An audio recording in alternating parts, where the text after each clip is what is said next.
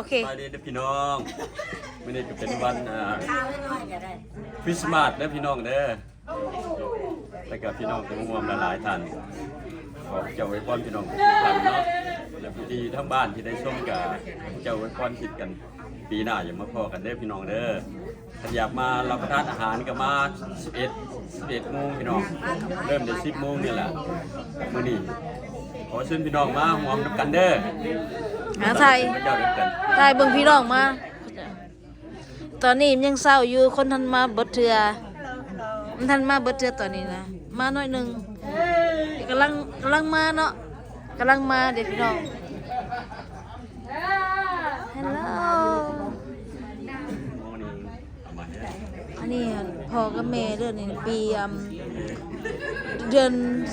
12ที่13คริสต์มาสแขกกำลังเข้ามา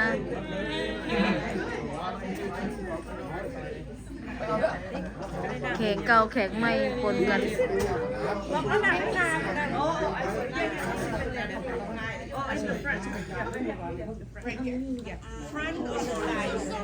เข้ามาพี่น้อง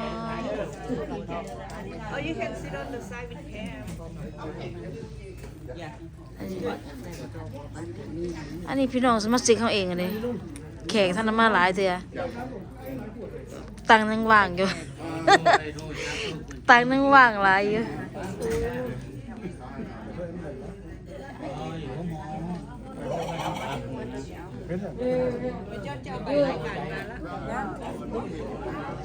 บ้านนั้น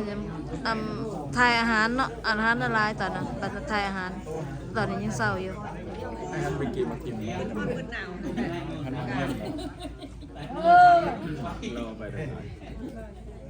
เราเป็น